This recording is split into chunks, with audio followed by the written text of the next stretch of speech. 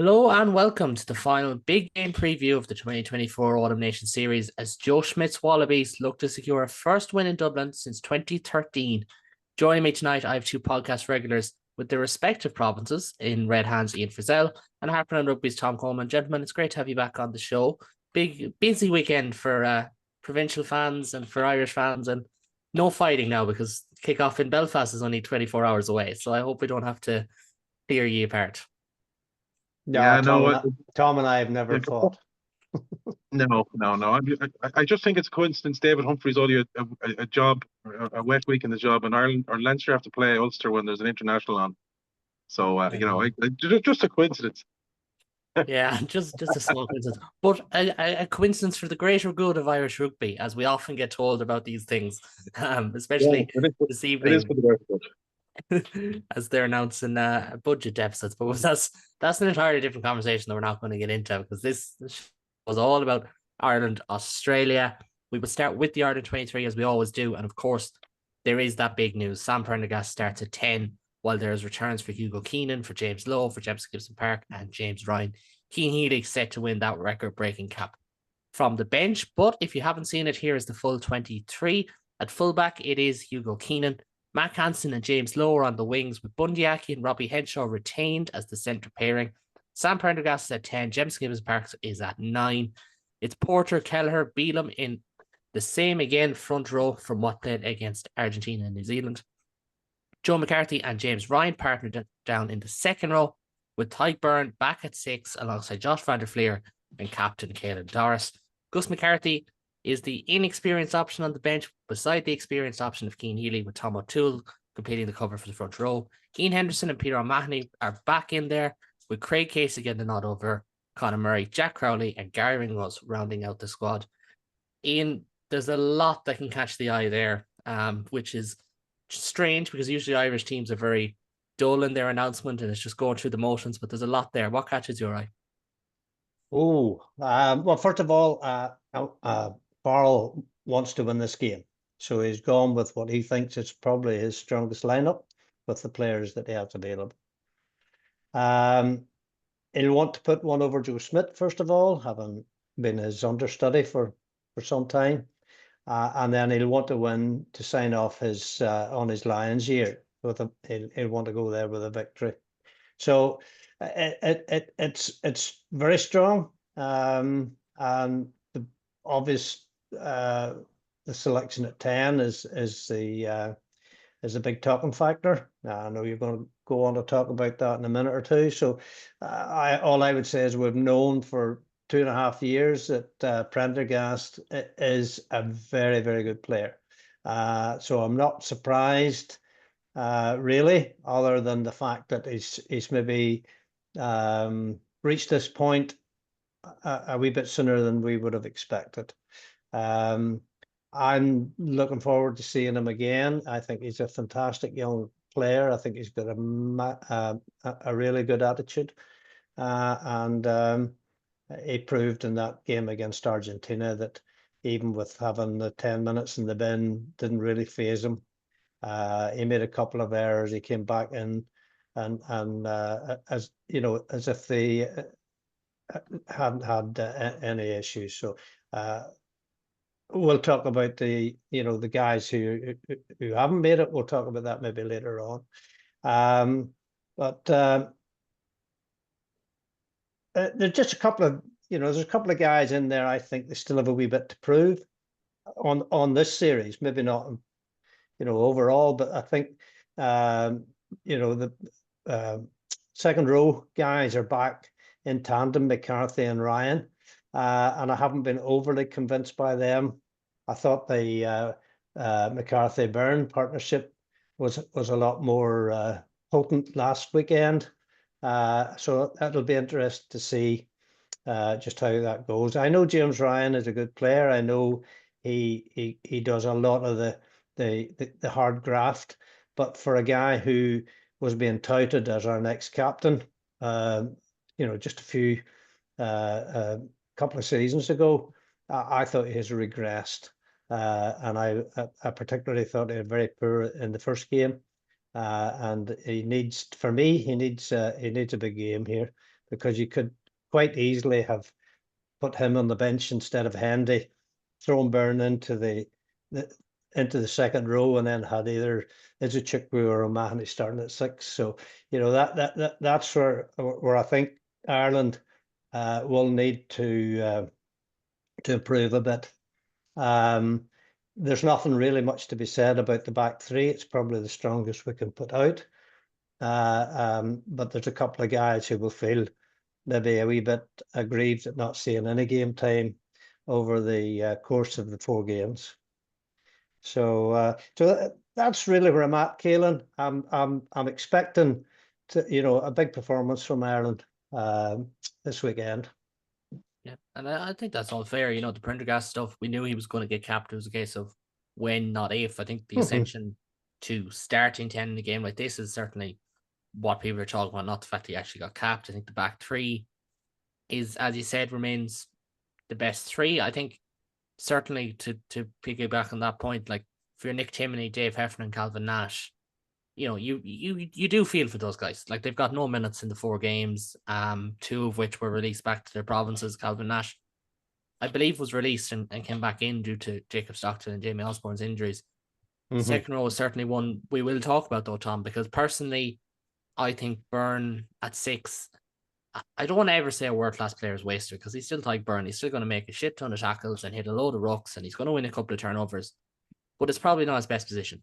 And it's definitely one of the standout talking points in there, along with 10, along with the bench and how it's a little bit fresher than it was before.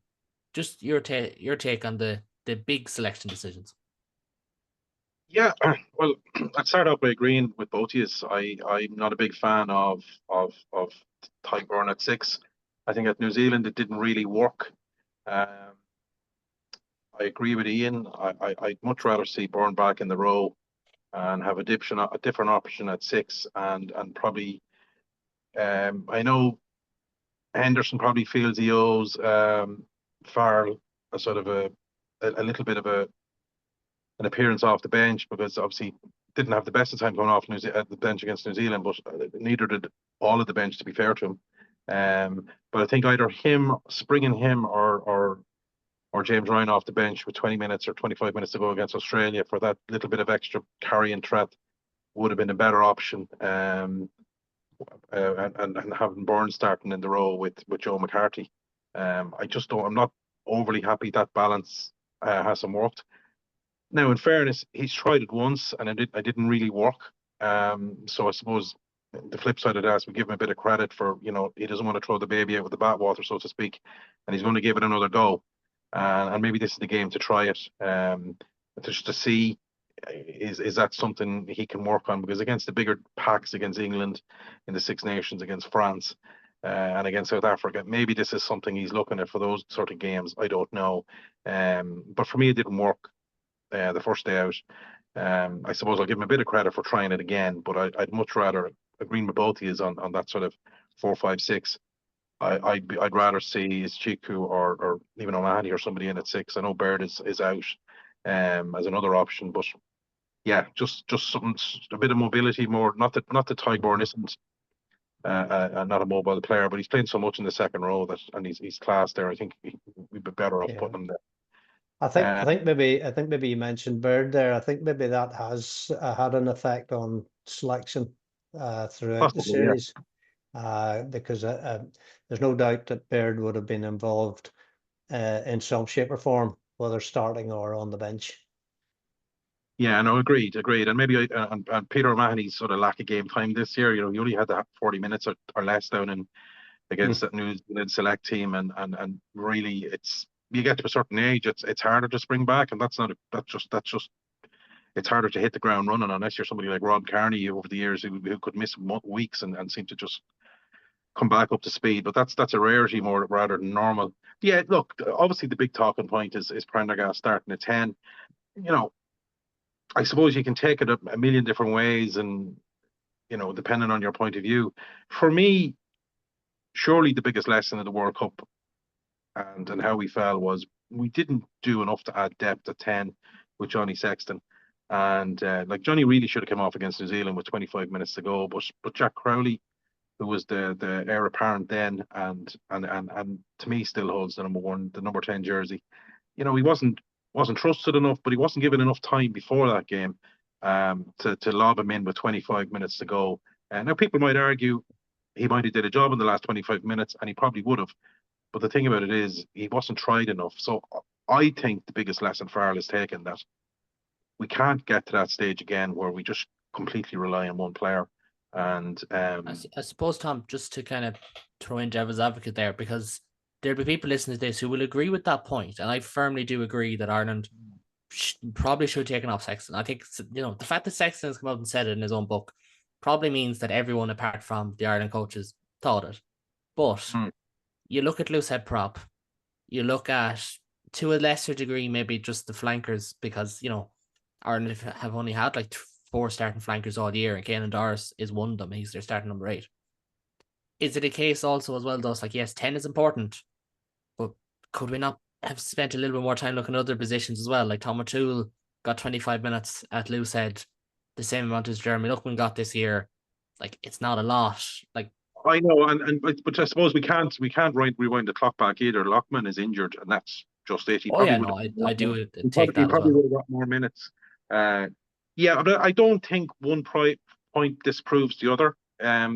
Just because he's playing Andrew Porter too much doesn't mean he should be adding depth to 10 and avoid what we call the Johnny Sexton situation again.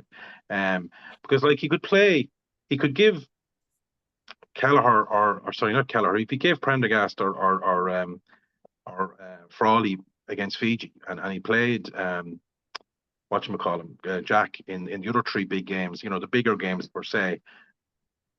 Crowley gets an injury in February, and all of a sudden you're throwing one of those 2 lads in at 10 in the Six Nations, and we're back to the square one. So I think while they're fit, absolutely should try it. I fully expect Jack Crowley to be the starting 10 in the Six Nations, because he trusted him obviously against New Zealand, and he trusted him against what the other game, Argentina. You know, I found, sorry Tom, I found Farrell's statement today quite interesting, where he certainly bigged up Prendergast, but he referenced both Crowley and Frawley as having work to do.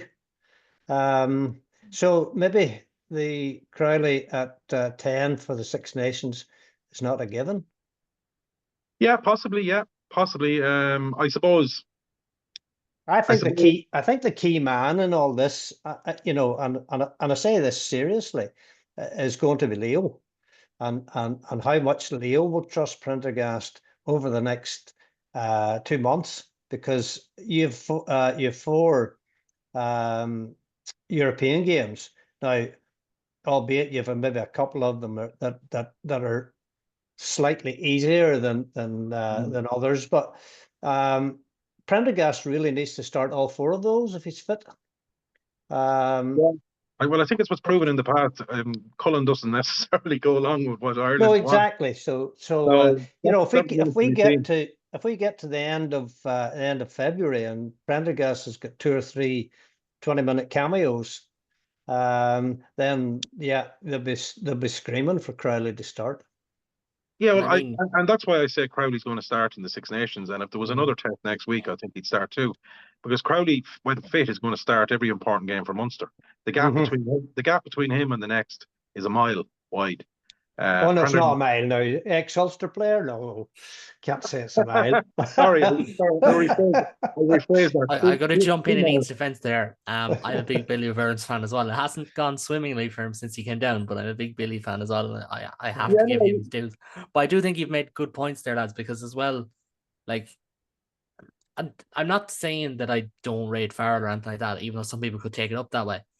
But Leo Cullen has not got it wrong when it comes to when he puts in young lads and gives them that mantle and says, it's your shirt now, be it when Dan Sheehan came on the scene, or, you know, even guys like, say, Jimmy O'Brien, or, you know, of that ilk. Yeah. He has typically got it right. I think with Farrell, as good in Ireland as Ireland have been, players who got rotated in have not exactly come in seamlessly. Now, Sam Prendergast played very well last week, and I'm not saying that it's the same, But if you're asking me who do I trust more with young lads being integrated into a team, it is probably Leo, and he's got a decade. He's got 5 or 6 years longer of a list to go off of as well, and that's where that bias kind of kicks in.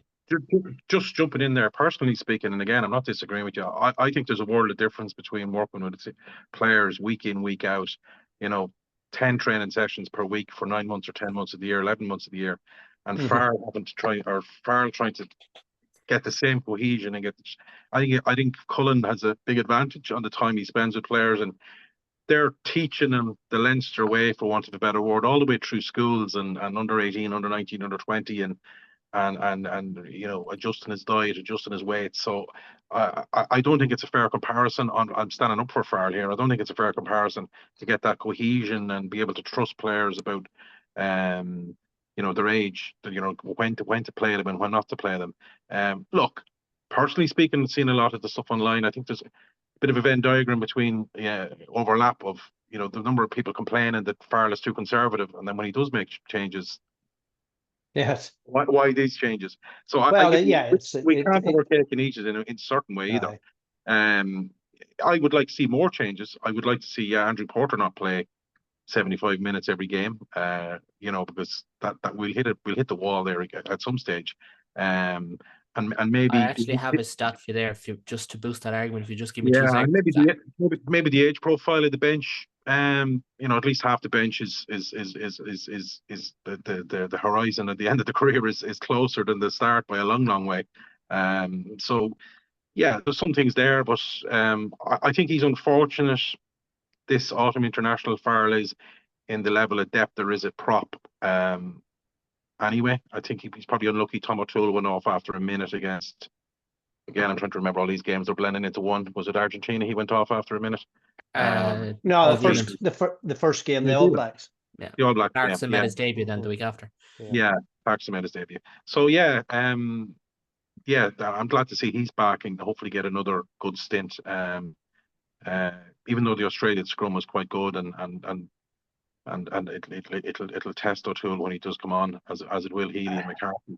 But the only thing on that one, Tom, and I know it's probably because of injury, although I thought Clarkson did very well in his debut game.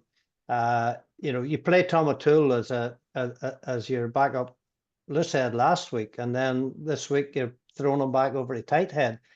Are you messing with his mind by doing that? Are you saying to him, well, look, we tried you at loose head for X minutes and it didn't work out terribly well. So, we're just going to fire you back over again. It's certainly hard to learn on the job if you're going to be thrown over and back. Yeah. How many of those training stints over the last 2 or 3 weeks has Tom played at loose head, and how many has he played at tight head? I just don't think that an international camp is a time for that experiment. And that if you're going to play him at loose head, then Ulster should have been told 12 months ago. I think the injury is obviously to Furlong and to a lesser degree, but just important to Ollie Jaeger. Yeah, I think Jaeger's a big loss. Yeah, these guys that and maybe O'Toole have had to adapt into a certain look that. If O'Toole can get that into his armory, we can sort of switch both sides. He'll be an invaluable player on a 23. The thing about it though is Tom, on the tight head side, he's not in the squad if Ollie Jaeger's fit and Furlong's fit. True. Yeah. So he's not in the squad as a tight head. I mean, if they're fit. So if he's in the squad at all, then it's loose head cover. So then why not? Why not play him at loose head? I'm actually not worried about loosehead in the long term. I think it's more short term that I feel like we're playing with fire a bit. Like Cian Healy is probably. Well, look, Cian Healy has at least another 2, 3, 4 seasons left in him. I would have 2 or 3 decades at this rate, but he'll certainly try. But I do think short term, like Andrew Porter, as you said, like he's averaging 63 minutes a game this year. The 2 games he came off early was against Wales, who I don't want to call them a tier 2 nation, but they've played like a tier 2 nation this year, and against Fiji. And that kind of drags down his average by quite a bit because he came off before the 50th minute mark. Yeah. I think having O'Toole as your kind of third choice I feel like if that was Porter, and I know again Luckman is injured, if it's Porter, Luckman, Healy plus a Jack Boyle, and then it's Beelum, O'Toole, Clarkson, Jaeger, I feel like that looks much healthier. Do you know, it's just that kind of perception. Like when you're trying to fiddle with it, as Ian said, it's certainly tricky. And then Ulster, like, there is an elephant in the room. That's the fact that Marty Moore is just retired. Ulster will not want to flog Scott Wilson in just his second season at the province. You know, they have to cover what's best for their needs as well. And that's absolutely right and the way it should be in a functioning system. 100%. Yeah.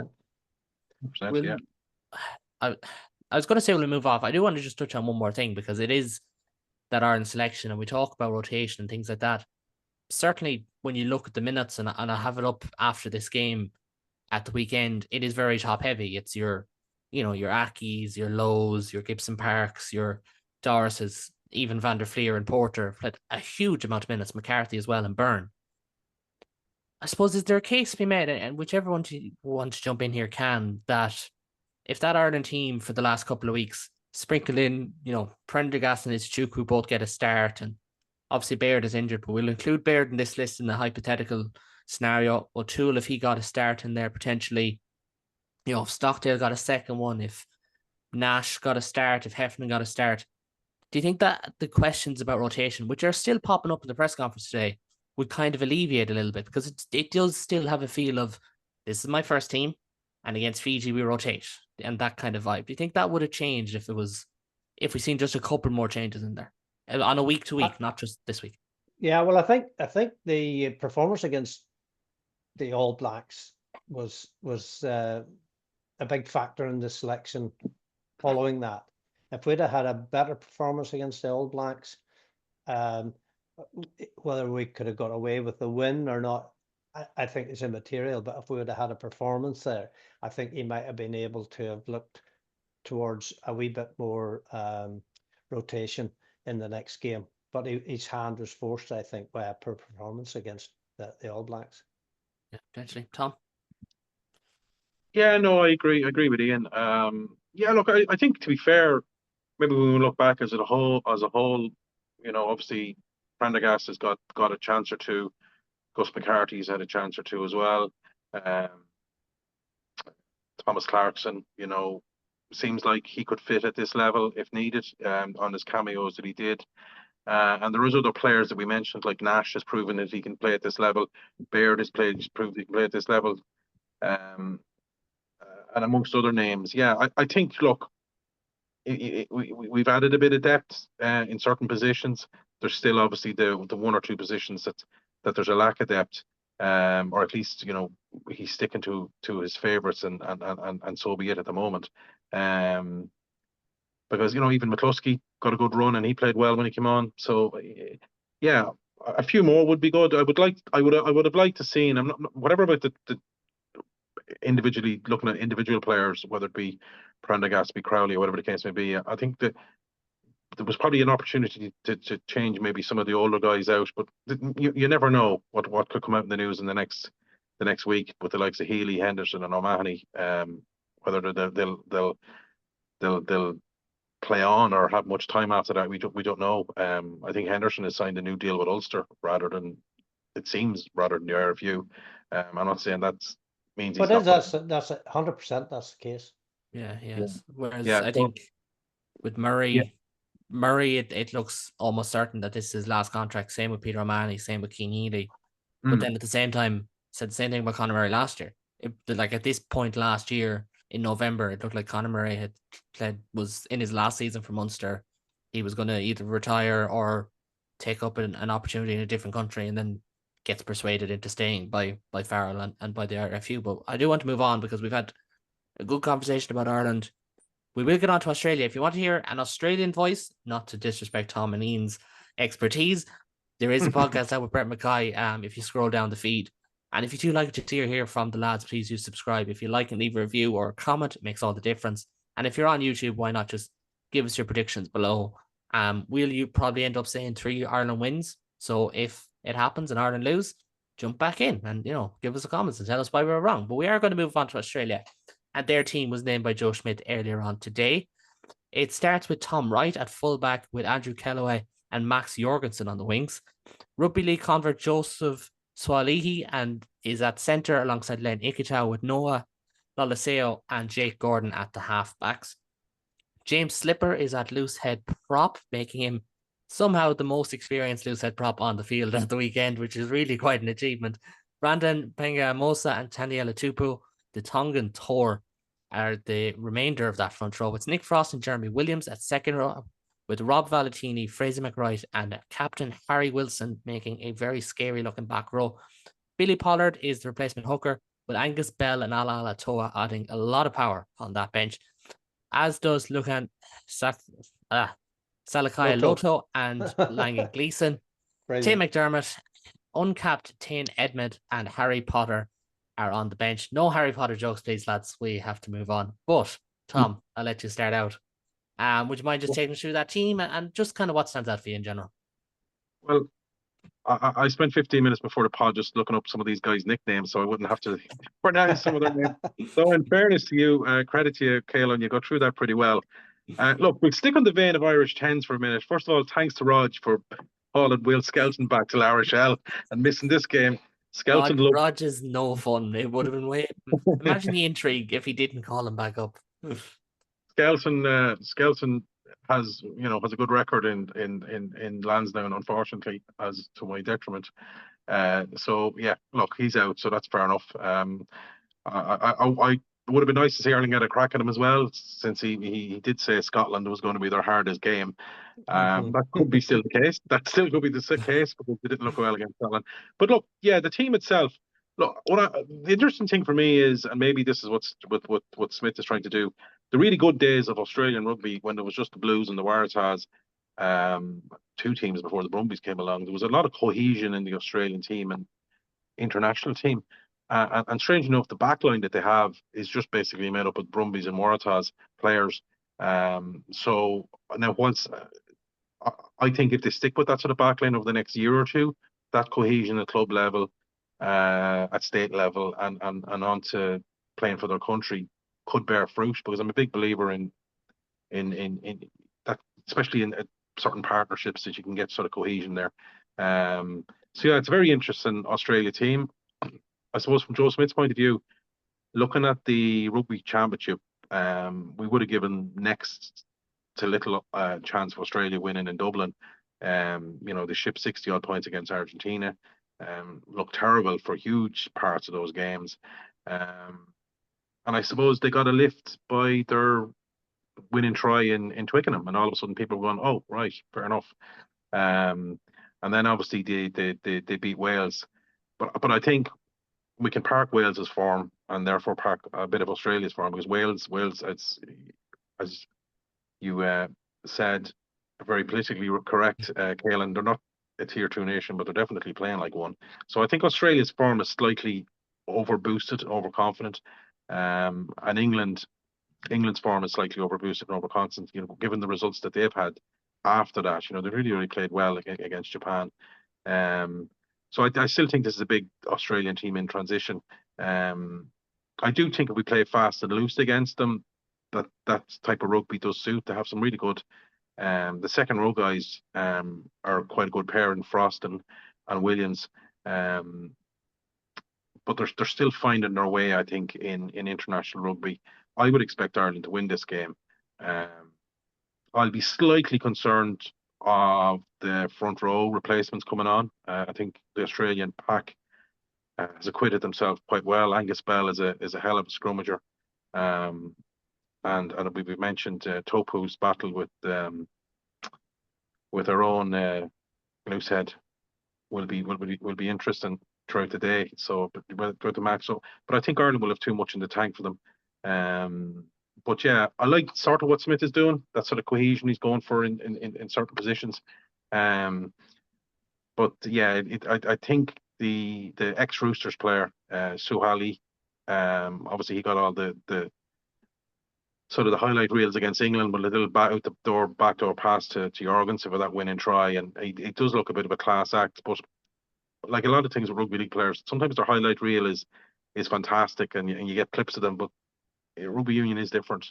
And I think Ireland, with Aki and Henshaw will test him in a lot of different ways in his defence, and you know he probably the England centre partnership, to be honest with you, isn't great at the moment. I think it's overstated how good they are. A lot of ball that goes there goes to die, and their back three don't get much ball. So I think England have a bit of work. And look, I'm looking forward to this match. Looking forward to the matchup with Schmidt and Farrell. Slight concerns over the front row replacements coming on for Australia. Hoping Healy and Tom O'Toole can do a job when they come on. But yeah, looking forward to the match. But I think Ireland should win. It's certainly a squad that you can't take lightly for all the kind of, I suppose, the filler that we've seen in newspapers in recent months about the Lions would essentially win 3-0. Sure, why bother? You know, you may as well just send Wales and Scotland, and they don't need Ireland and England, but that's not going to be the case. It's still a strong team.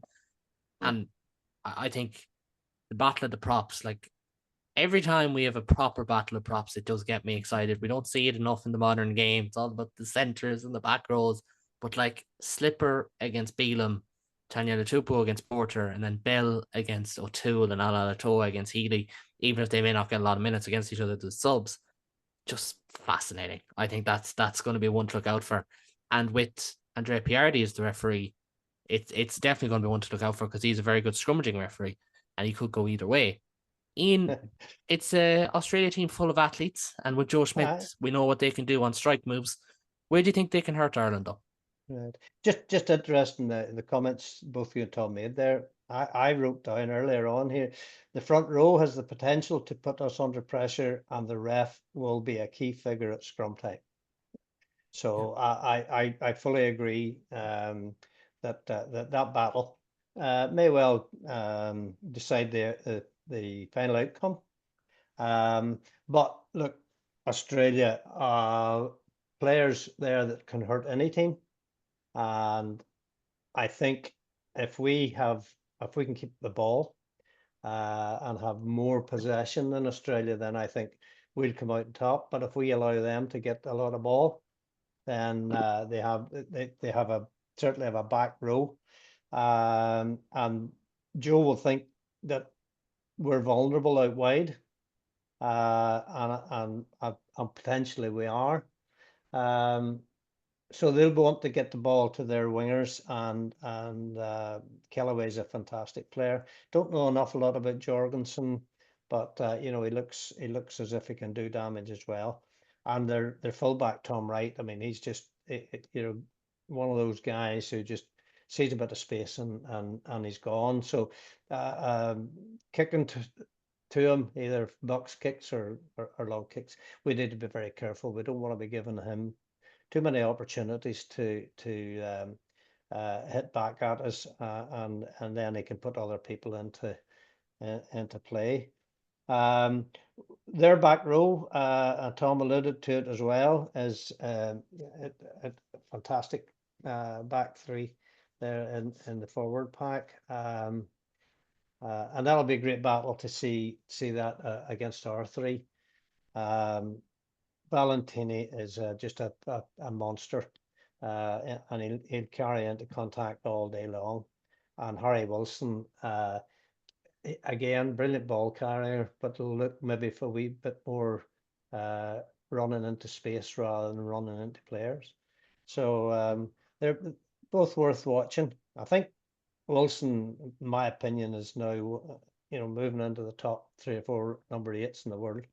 I think he's that good and looks to be, a really composed, confident young captain of the team as well. So, all in all, Keelan, I still think Ireland should have enough on them. I think fatigue maybe might be a factor for Australia. I thought against Scotland, a lot of the guys looked out after about 50 minutes. And that again could be a factor against us. The only thing I suppose we could say about that, we have some guys as well who will be, clocked up a lot of minutes over 4 games. So it'll be interesting to see, but I think we probably have enough to beat them, and and it could be, maybe a bigger margin of a score than a lot of people think. Oh, absolutely. And there's kind of that threat, as you said, on kind of kick transition is there, especially with Kellaway and Jorgensen on the wings, but with like Swally and Ikitau against Aki and Henshaw, who I think everyone agreed is if Ireland made a change and brought back in Ringos, it was not for fault of the two lads last week. They were Oh, they were unbelievable. immense. They were immense. I think that Aki was probably his best performance since the World Cup, or even pre-World Cup. He was absolutely. I read a lot and listened a lot over the last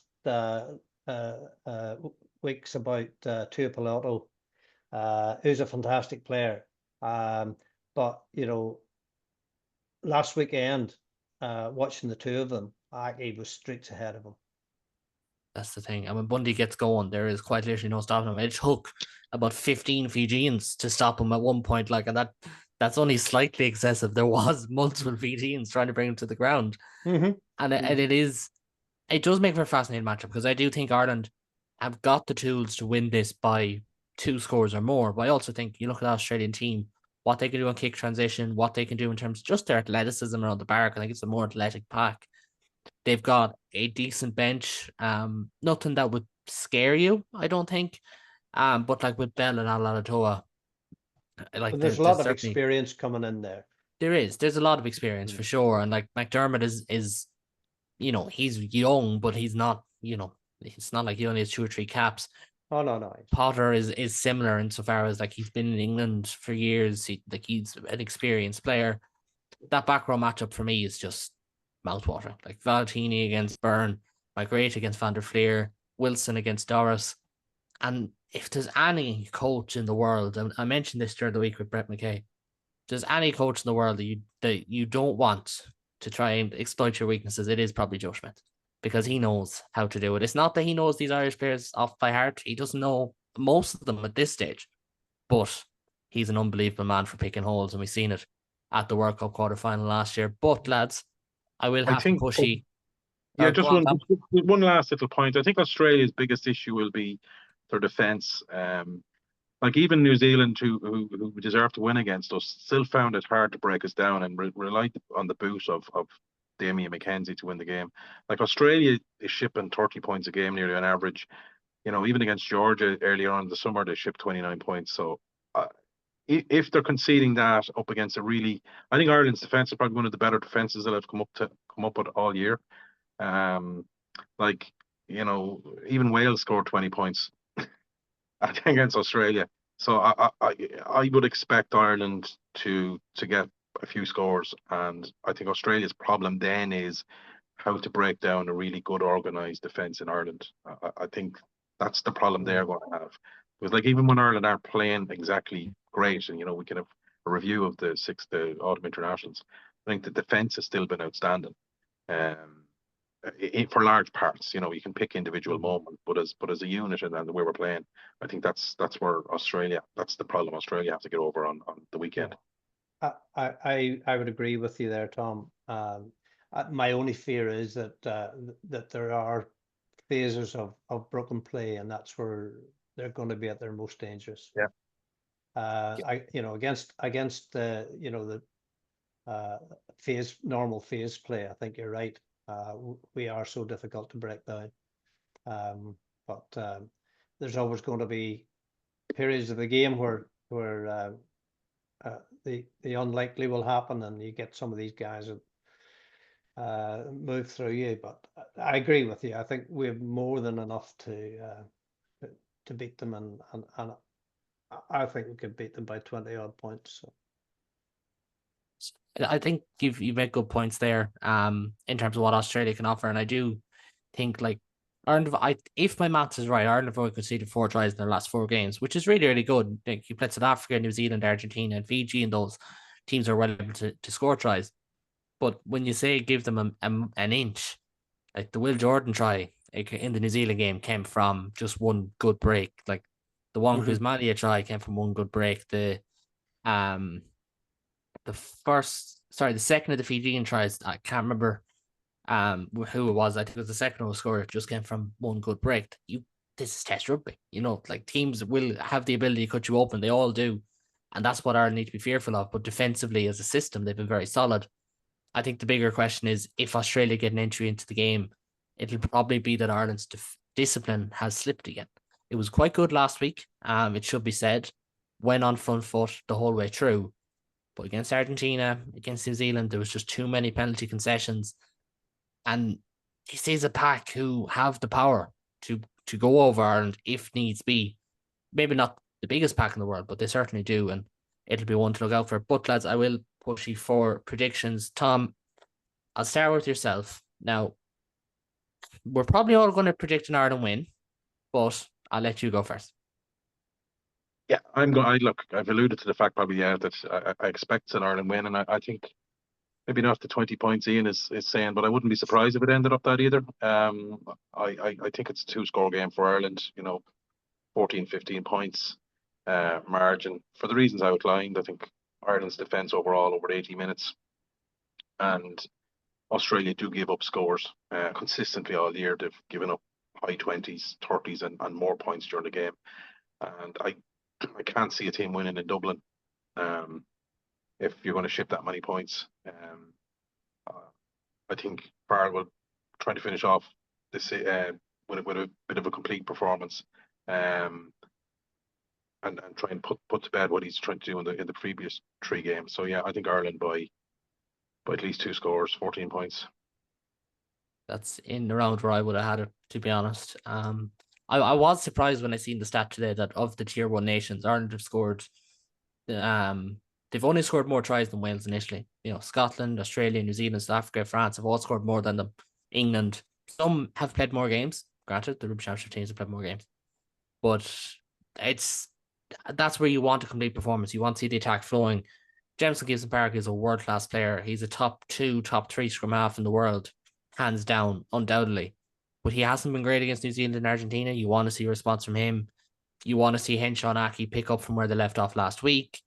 Likewise, you want to see Keenan back closer to his best. Same with Lowe. Granted, they missed last week, and I'm not going to, act like they're yesterday's men or anything like that.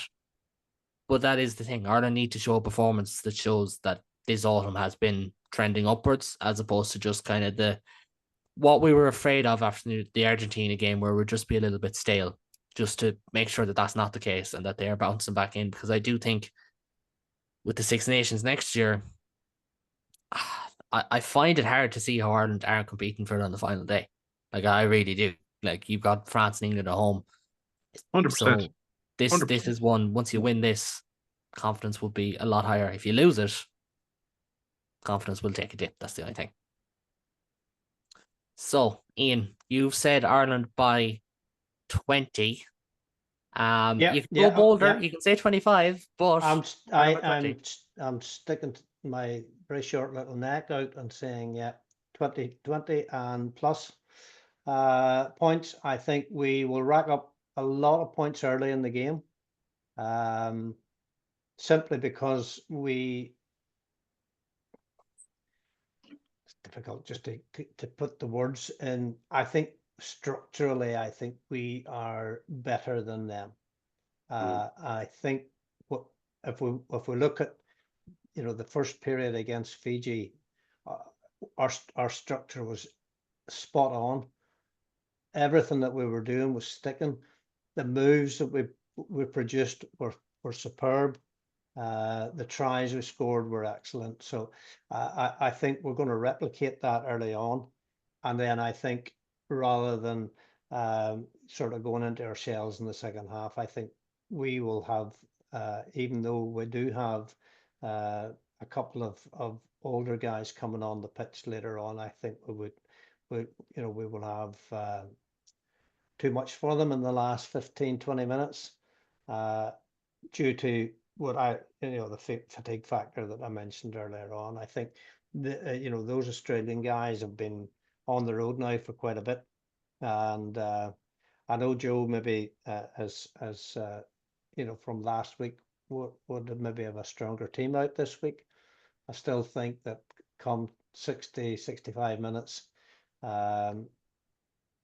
we might be able to overrun them a wee bit and score maybe a few late scores as well.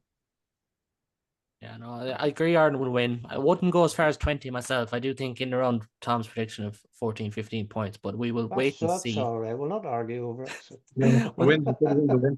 A win is a win, even if it is a 1 point win and we're a bit off. But if a win is a win and all that, we will leave it at that, gentlemen. My thanks to Tom and to Ian for joining me tonight.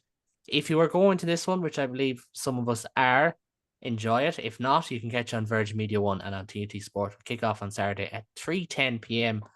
And if you're going to be on the couch, you've got Connacht against the Bulls, you've got Munster against the Lions. To be quite honest, I don't know why I'm even going to bother going to Limerick. I might as well just sit on the couch and just watch all this rugby. But we will be back on Sunday to recap this game. URC will be separate. My thanks at home, as always, to everyone for listening. If you like what you see here, please do like, subscribe, leave a review. Drop your predictions down below in the comments if you're coming from YouTube. And you can find all of our relevant links below. But for now, and until next time, take it easy.